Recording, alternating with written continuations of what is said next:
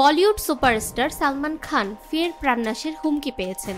তবে এবার হুমকিটি এসেছে পরোক্ষভাবে মুম্বাই ট্রাফিক পুলিশের হেল্পলাইন হোয়াটসঅ্যাপ নম্বরে। বার্তায় বলা হয়েছে, অজ্ঞাত পরিচয়ধারী ব্যক্তি সরাসরি সালমানের বাড়িতে ঢুকে তাকে হত্যা করবে এবং তার গাড়িতে বোমা বিস্ফোরণ ঘটাবে। He is the king. No, he's the Bacha. King. Bacha. Okay, king and ভারতীয় সংবাদ মাধ্যম এনডিটিভি জানিয়েছে, 14 এপ্রিল সকালেই হুমকিটি পুলিশের কাছে আসে। এখন পর্যন্ত হুমকিদাতার পরিচয় পাওয়া যায়নি, তবে বার্তাটি পাওয়ার পরই বিষয়টি গভীরভাবে পর্যবেক্ষণ করছে মুম্বাই পুলিশ।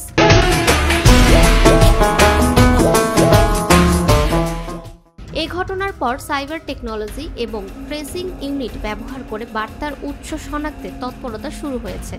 মুম্বাই পুলিশ জানায়, হুমকির ধরন এবং সালমান খানের অতীত হুমকির ঘটনাগুলোর সঙ্গে এর মিল রয়েছে কিনা তা খতিয়ে দেখা হচ্ছে।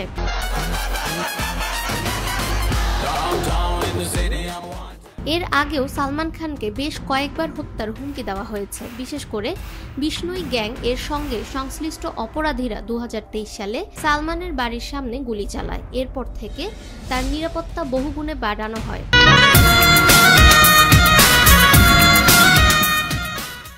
গত 2 বছরে এটি পঞ্চমবার যখন সালমান খান এমন ভয়াবহ হুমকি পেলেন। বলিউড ইন্ডাস্ট্রি এবং তার ভক্তদের মধ্যে এই ঘটনার উদ্বেগ ও সংখ্যা ছড়িয়ে পড়েছে। ফাহমিদা বিনতে আনোয়ার, নিরপেক্ষ নিউজ ডেস্ক।